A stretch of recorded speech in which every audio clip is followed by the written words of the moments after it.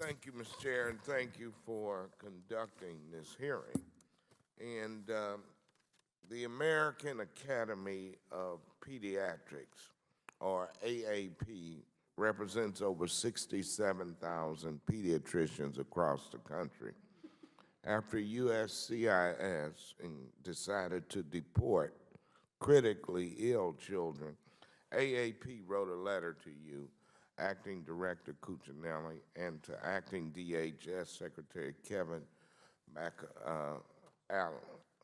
Allen about the decision. AAP wrote, and I quote, "We implore you to reverse this decision so that countless children and their families can continue to apply for deferred action.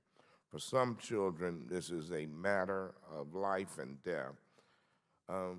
Mr. Cuccinelli, have you read that letter?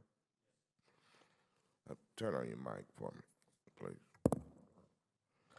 This subcommittee received 15 more letters from state chapters of the American Academy of Pediatrics in advance of our hearing in September. These letters include truly heartbreaking stories of children and families thrown into fear for their lives because of this situation. Doctors in Massachusetts reported that the family of a 10-year-old who had been blinded by eye cancer had been ordered to leave the country, along with the family of a 7-year-old suffering from severe epilepsy. Mr. Cuccinelli, did you know about either of these cases when USCIS decided to end deferred action? Congressman, we don't read individual cases when making a procedural decision like that. So the answer to your question is no. Well, did you think about maybe these kids needed some life-saving medical attention, man, that they could only get here in this country? Well, Congressman, we knew that as a practical matter,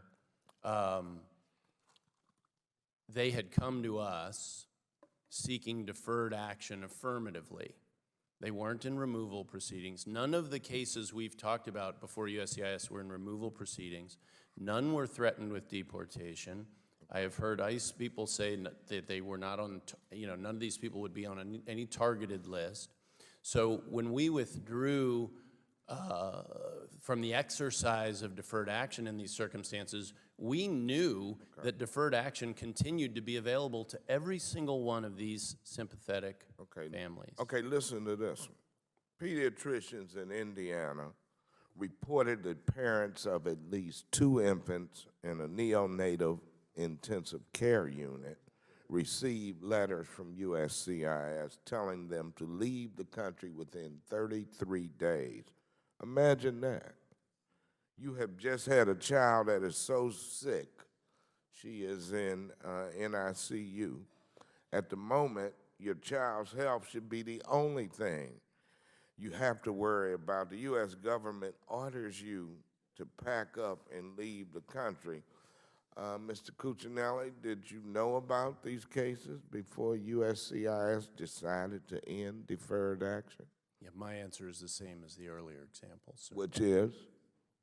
We do not look at particular cases when making processes. So you don't care? No, you asked me, did I No, know? I'm asking you. You bet I care. Do you care that You bet I somebody's in a You bet I do.